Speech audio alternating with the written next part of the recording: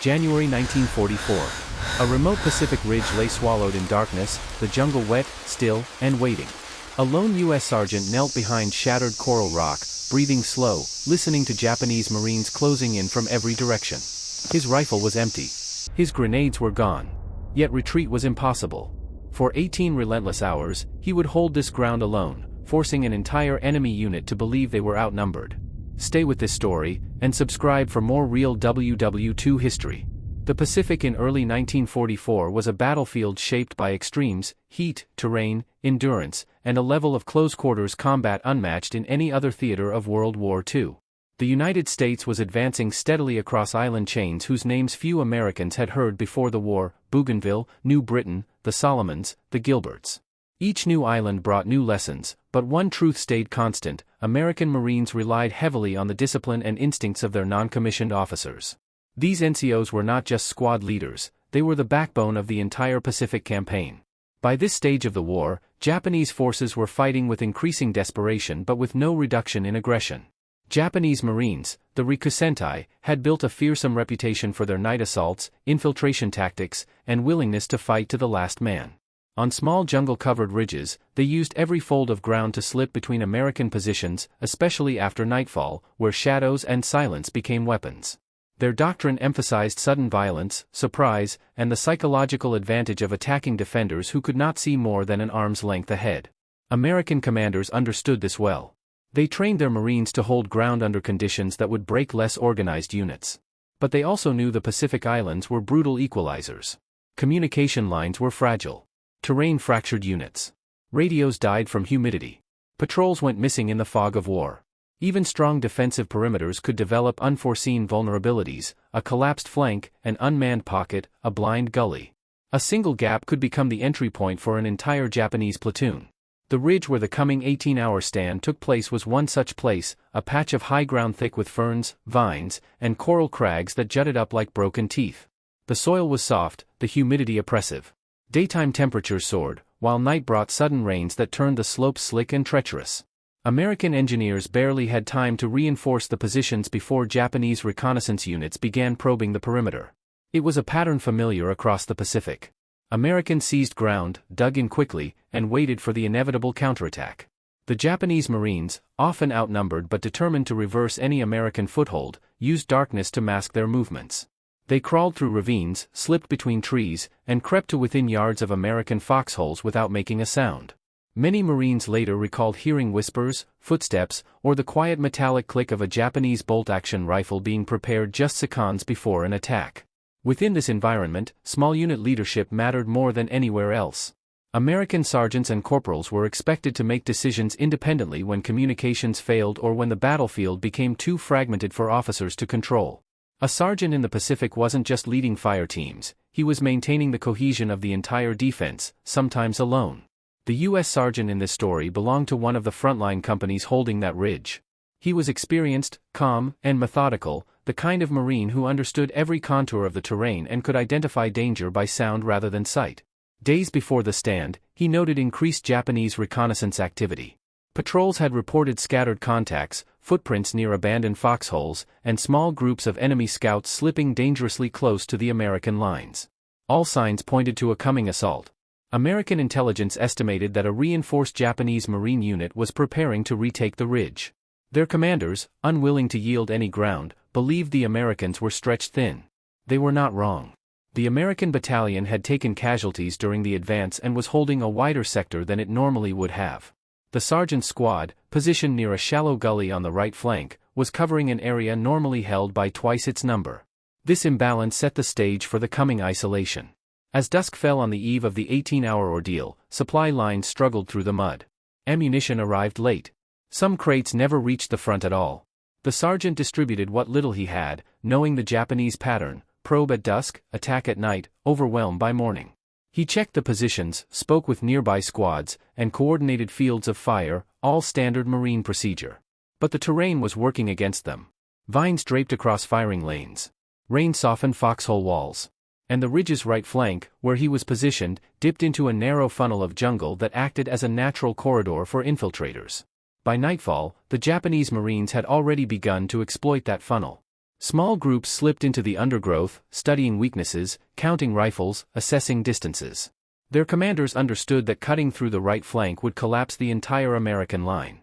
All they needed was one thin, weak link. The sergeant knew this too.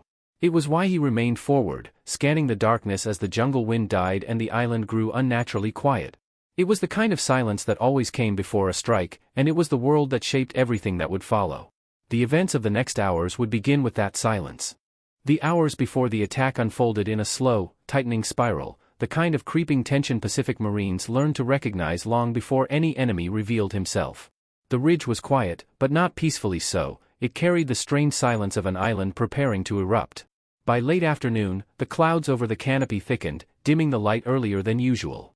The sergeant felt the temperature drop, the kind of shift that often preceded tropical rain and enemy movement alike. He moved along the right flank, checking each shallow fighting position. His Marines were tired, their uniforms soaked from days of humidity and intermittent rain.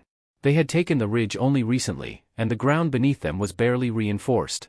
Many foxholes crumbled at the edges. The jungle seemed to be swallowing every attempt to impose order on it. Still, the sergeant ensured spacing was correct and rifles were positioned toward the gully, the vulnerable gap every man sensed was becoming a focal point for the enemy. Just before dusk, a distant crack echoed, a branch snapping somewhere deep in the underbrush. The Marines froze. The sergeant didn't flinch, he simply leaned forward, studying the direction of the sound. Japanese scouts rarely made noise by mistake. If a sound reached American ears, it usually meant one thing: the enemy was already close. He tightened his equipment, pulled his canteen to the side, and crouched near the lip of his foxhole. His squad was stretched thin, but they were disciplined. 2 fire teams covered the immediate front. Another pair of Marines watched the gully. The sergeant positioned himself at the forwardmost point, a small rise overlooking the funnel that led straight into the American line. If an attack came, he would be the first to feel it. Radio communication grew unreliable as the daylight faded. Static, distance, and humidity played against the Americans. By the time night approached fully, the ridge was operating on pre-arranged signals and the instincts of its leaders, instincts forged through months of jungle fighting. Rain began shortly after sunset. Not the heavy downpour of a tropical storm, but a steady, cold sheet that masked sound and blurred visibility. The sergeant wiped water from his eyes and studied the gully below. Even in rain, the jungle kept its secrets. A small shift of shadow. A rustle beneath a fern. A faint metallic tap. These were the signs Marines learned to interpret, but tonight, even those cues were muted. The sergeant's isolation began gradually. First, a rifleman to his left reported hearing movement but couldn't identify how close. Then, a machine gunner on the ridge's centerline thought he saw figures briefly slip between the palms but dismissed it as rain-distorted vision. American fire discipline prevented them from shooting at shadows, a lesson learned painfully in earlier campaigns. But the Japanese understood that restraint. They counted on it. Moments later, the sergeant heard another branch break, this time closer, too close for his comfort. He signaled for silence. His Marines obeyed instantly. The ridge went still. Even the rain seemed quieter for a moment. The sound came again, a soft, deliberate shift, like someone stepping lightly through soaked leaves. This time, the sergeant knew it was real. He motioned for a flare to be readied, but before he could order its launch, a faint flash erupted farther up the line. Another squad had fired at a sudden movement. Then a second shot. Then a burst. The ridge erupted in scattered gunfire, breaking the fragile silence. The Japanese had begun their probes. But the sergeant's position received no direct attack. Not yet. Instead, the assault came in waves across the center and left, drawing American attention away from the vulnerable right flank. The sergeant understood the tactic instantly. These were distraction attacks, pushing the Americans to shift men away from the area the Japanese actually intended to exploit. He radioed a warning, but static crackled through his headset. Only fragments reached the other squads. He tried again, raising his voice slightly, but the storm and terrain swallowed the transmission. Behind him, Marines scrambled to reinforce the center line. The sergeant called out to his own men, ordering them to stay fixed. But the battlefield was shifting faster than communication could keep up. Within minutes, he realized the enemy had achieved their first objective. They had separated him. Not by distance, but by attention. By isolating the ridge's center, the Japanese forced American positions to stretch thin. The sergeant's right flank became quieter, more exposed, and increasingly alone. He crouched deeper into the darkness, watching the gully. His ammunition was limited. He had no grenades to spare. And most importantly, he had no Marines left beside him. The repositioning had left him forward of the main line. A single man guarding the most dangerous entry point. The rain intensified. Shadows thickened. The distant firefight shifted into sporadic bursts. And the gully below him grew darker, swallowing every contour of the earth. He realized then that the Japanese had prepared this moment deliberately. They wanted one gap, one point through which they could slip, climb, and strike from the flank. And he, alone on the edge of the ridge, was the last obstacle standing in their way. The isolation was complete. Survival in the Pacific was rarely a matter of strength alone. More often, it depended on a Marine's ability to interpret chaos, use terrain intelligently, and make calculated decisions under pressure. As the sergeant crouched on the ridge's forward edge, cut off from the rest of the line, he turned to the tools every American NCO relied on: training, instinct, discipline, and the environment itself. These were not heroic abstractions, they were practical angles of survival, each one shaping how a single Marine confronted a force preparing to overwhelm him. Angle 1, Psychological Advantage in Darkness. Night was the equalizer of all armies, but not all soldiers reacted to it the same way. Japanese Marines prided themselves on night fighting, using darkness to slip silently through American positions. But darkness also heightened their expectations. If anything moved, if any sound echoed, they assumed it was part of a larger group. The sergeant understood this psychological pattern. He knew that if he moved with purpose, even small actions could be misinterpreted as the coordinated efforts of several men.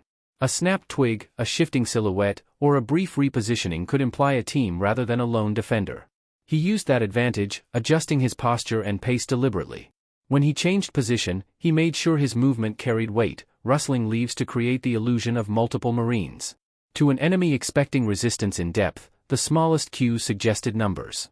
In the Pacific, perception often carried more influence than reality. Angle 2, American Discipline in Movement. The U.S. Marine Corps trained its NCOs to move quietly and with precision. Every shift of position, every adjustment, every step carried the expectation of minimized noise. Even under tension, the sergeant's movements remained measured. He knew that sudden, frantic shifts revealed anxiety, while controlled movements indicated confidence, a small but significant psychological factor in the chaos of jungle fighting. He crawled along the ridge's edge, using the coral rock as natural cover. He lowered his profile, reducing visibility against the faint light filtering through the canopy. He repositioned without silhouetting himself, always remaining where shadows broke the outline of his body. Japanese Marines saw glimpses of these movements and interpreted them as signs of an organized presence. The sergeant's discipline, drilled into him from training fields thousands of miles away, became one of his strongest assets. Angle 3, Terrain as a Silent Weapon. The ridge itself was not simply ground, it was a weapon. The sergeant understood its contours intimately. Every Marine knew the terrain around his foxhole, but the sergeant had spent additional time studying the gullies, rocks, and roots that shaped the battlefield. He knew where the shallow depressions lay, where the earth dipped just enough to provide concealment, where a fallen branch could break an enemy's line of sight. He shifted between these micro-positions, using the ridge's uneven surface to appear more mobile and numerous than he actually was. The Japanese, expecting resistance across a broader area, could not easily determine if they were facing one man or an entire squad. The jungle amplified this confusion, every branch, vine, and shadow became part of his defensive apparatus. In the Pacific, mastery of terrain often rivaled mastery of weapons. Angle 4, Control of Sound. Sound discipline can determine life or death in jungle warfare. The sergeant rationed his movements, timing them with bursts of distant gunfire or moments when rain intensified. When the ridge grew quiet, he froze. When wind rustled the canopy, he shifted. This rhythm allowed him to mask the fact that he was alone, maintaining the illusion of a functional defensive element. Japanese Marines relied heavily on auditory cues, and their misinterpretation bought him precious hours. Angle 5, Deception through absence of fire. The most powerful illusion he created came not from action but from restraint. When the Japanese probed near his sector early in the night, the sergeant didn't fire immediately. In the Pacific, a lone Marine firing early often exposed his position to an entire enemy unit. Instead, the silence suggested to the Japanese that a disciplined American group was waiting to spring a coordinated defense. This hesitation made the enemy test cautiously, slowing their advance significantly. Angle 6, American Conditioning under Stress. Beyond tactics, there was the deeper angle, American physical and mental conditioning. The Marine Corps forged endurance through training that pushed men past exhaustion, taught them to remain calm under deadly pressure, and conditioned them to function when cut off from leadership or support. This conditioning allowed the sergeant to think clearly in the dark, alone, with limited ammunition and no immediate hope of reinforcement. He combined these angles not through grand strategy but through instinct honed over months of combat. Together, they shaped the illusion that stood between one Marine and an entire Japanese assault force, an illusion strong enough to hold the ridge through the night. And when the enemy finally launched their direct attack, those angles became the foundation of the 18-hour stand that followed. Fear on the battlefield is rarely immediate. It builds in layers: doubt, confusion, miscalculation, until the mind begins to exaggerate threats that may not even exist. For the Japanese Marines pushing toward the ridge that night, fear did not arrive in a single moment. It formed through a series of angles, subtle at first, then steadily overwhelming, each one amplifying the illusion that they were facing far more than a single American sergeant. Angle 1: Overconfidence meets unpredictable resistance. Japanese Marines entered the attack with confidence born from doctrine and experience. They believed the Americans were stretched thin and that the right flank was vulnerable. Their scouts reported shallow foxholes, a narrow corridor of approach, and only scattered rifle fire from earlier probes. Everything suggested a quick breakthrough. But when the infiltration began, they encountered a strange inconsistency, resistance that appeared coordinated but oddly unpredictable. One rustle followed another. A faint shift of weight came from a different angle. At moments where they expected volleys of rifle fire, the ridge remained eerily silent. Their doctrine prepared them for aggressive American firing patterns, not for disciplined silence. What they thought would be a weak link instead behaved like a concealed trap, creating the first crack in their confidence. Angle 2: The illusion of multiple defenders. In darkness, perception becomes reality. As the sergeant moved between positions, Japanese Marines interpreted each shift as a separate defender. A silhouette near the rocks, a sound from the ferns, a brief shadow along the ridge, each was logged as a new threat point. Reports filtered backward that several Americans were holding the flank. That information spread through the assaulting units, shaping their belief that they were facing a well-organized, possibly reinforced element. Night amplified every illusion. One man moving intelligently can sound like five. The Japanese Marines did not expect a lone defender capable of manipulating that perception.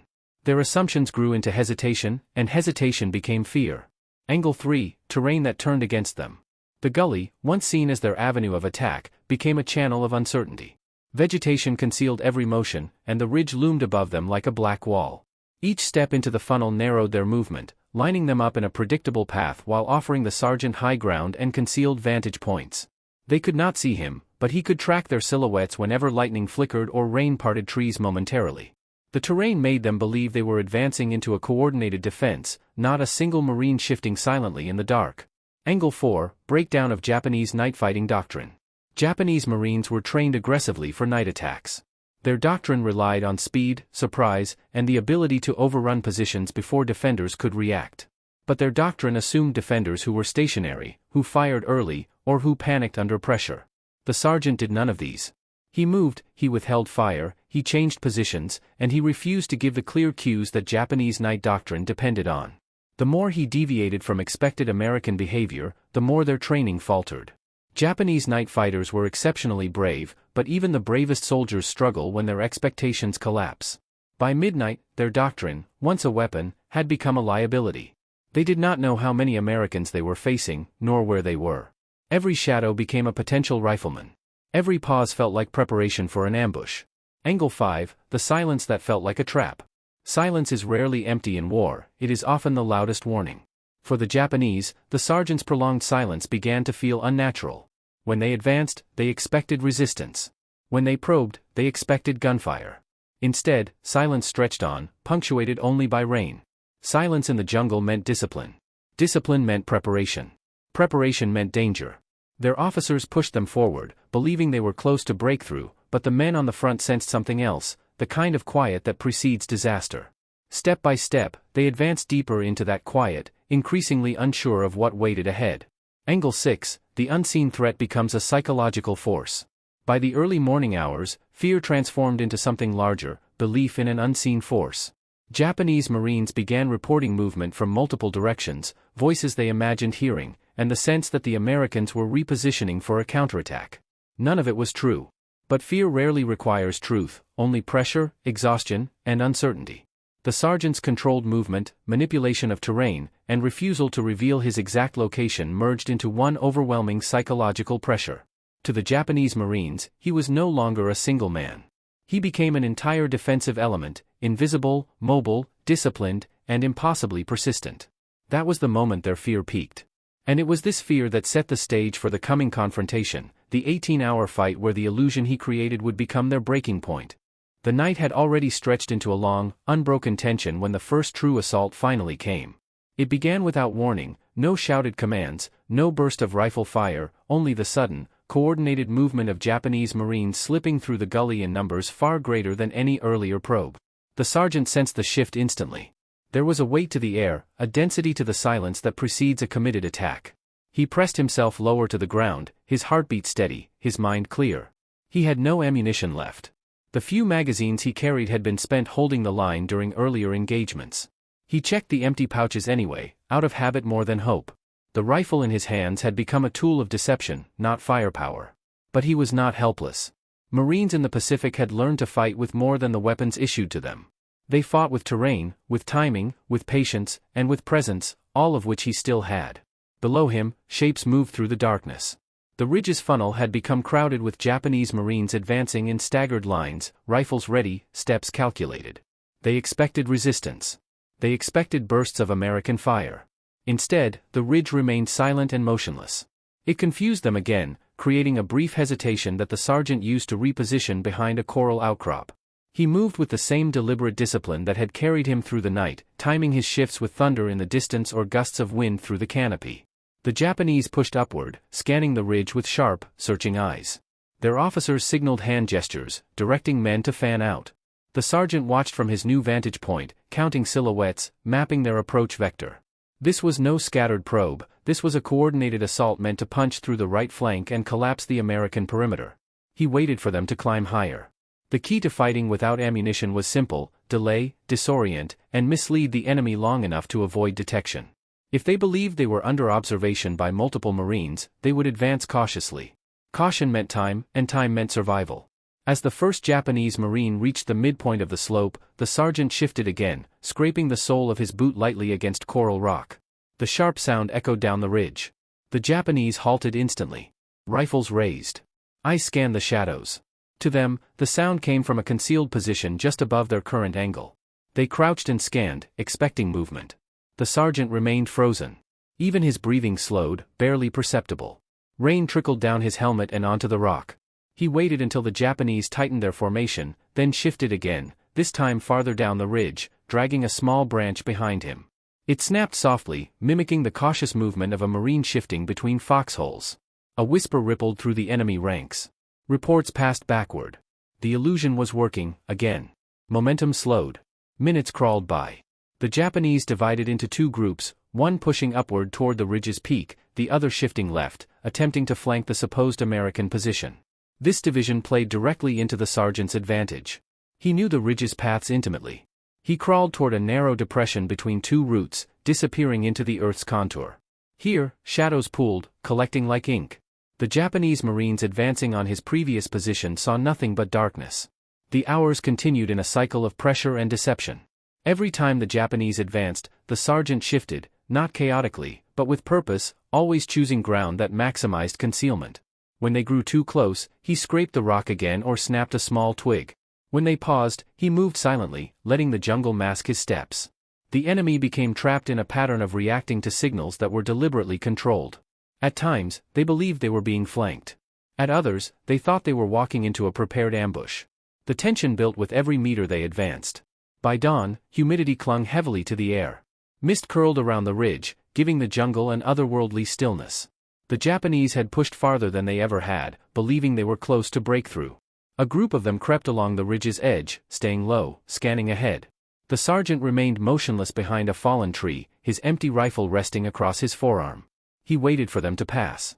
When they did, he shifted slightly to create a rustle behind them. They spun around instantly, rifles raised, believing an American element was maneuvering to cut them off from the gully. The officer directing the attack signaled for his men to regroup. Their line collapsed inward, losing momentum as confusion spread. The sergeant watched them reorganize, never revealing himself. The hours stretched into midday. Hunger gnawed at his stomach. Thirst burned his throat. Sweat soaked through his uniform. But fatigue could not disrupt his concentration. A Marine's endurance, forged in training and hardened in combat, kept him sharp.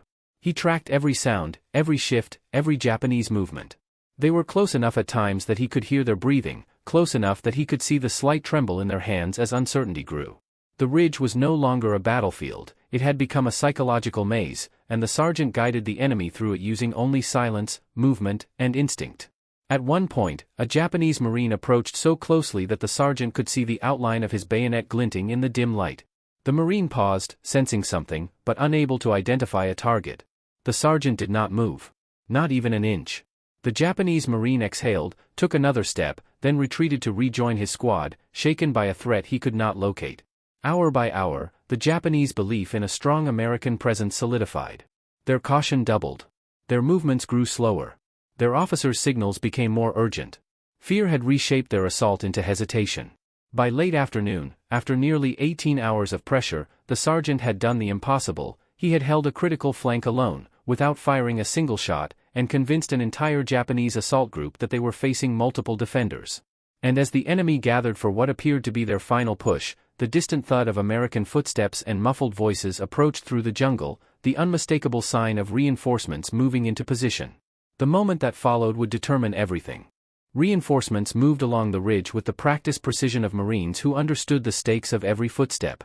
They advanced quietly, rifles low, boots sinking into the wet soil as they followed the faint trail of broken ferns the sergeant had left hours earlier. The jungle muffled everything, but not enough to hide their approach from the Japanese. The enemy heard them too, the low thud of multiple boots, the faint metallic shift of gear, the unmistakable rhythm of organized movement. For the Japanese Marines, already strained by confusion and fatigue, this sound confirmed the fear that had been building all night. They had never been facing a single American squad, they had been facing an entire platoon preparing to counterattack. The sergeant heard the approach as well.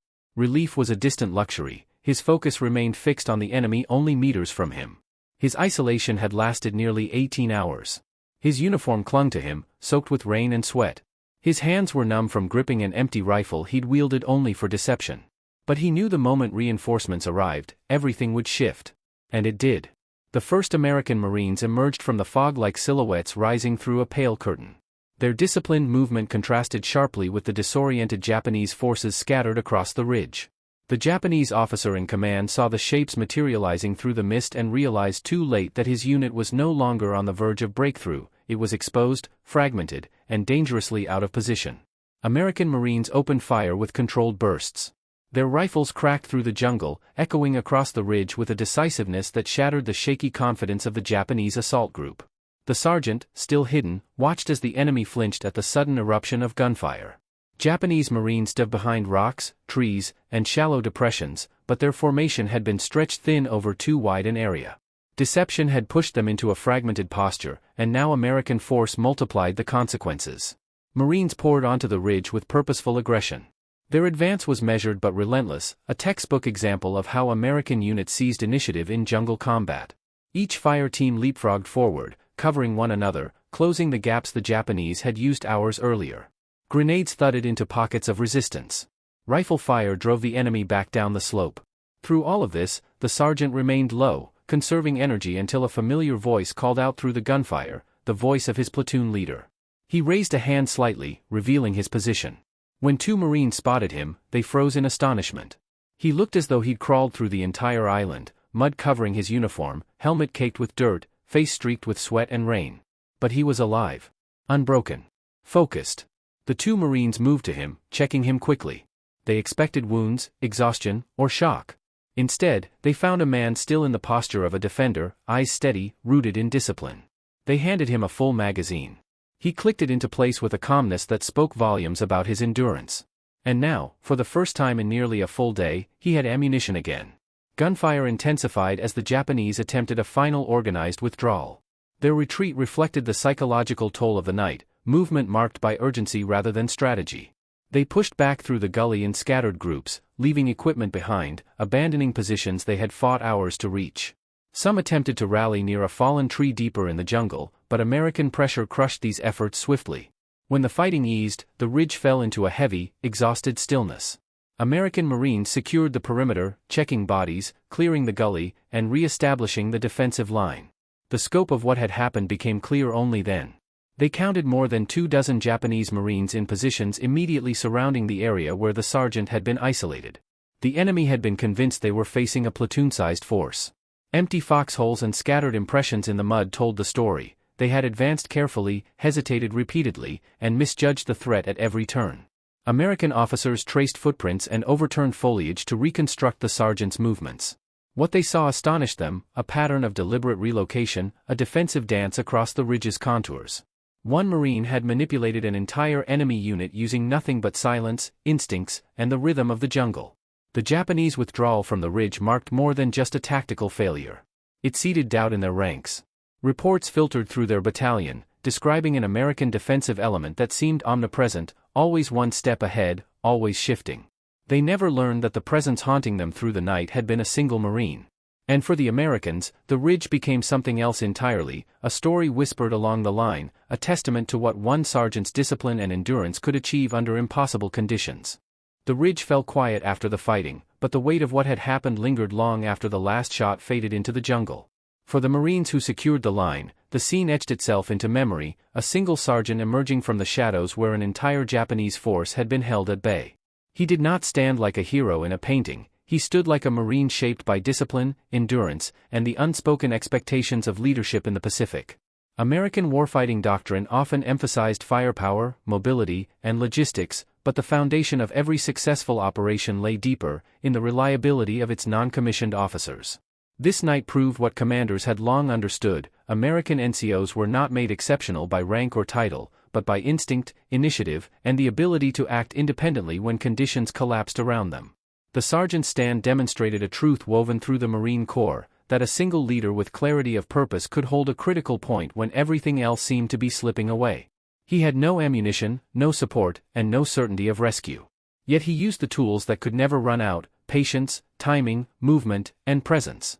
In doing so, he turned the jungle itself into an ally, and fear into a weapon. For the Japanese Marines, the night became a reminder of how quickly confidence can fracture when confronted with an enemy who refuses to break. They believed they were facing a coordinated American force, a reinforced line prepared for counterattack. Their retreat reflected not weakness, but the effect of prolonged uncertainty in combat, the kind that erodes judgment and magnifies every sound, every shadow, every imagined threat. History often chronicles battles by divisions, regiments, or fleets. But the Pacific War was equally shaped by moments where a single Marine anchored an entire flank, held ground others thought lost, or created opportunities that changed the tempo of an entire operation.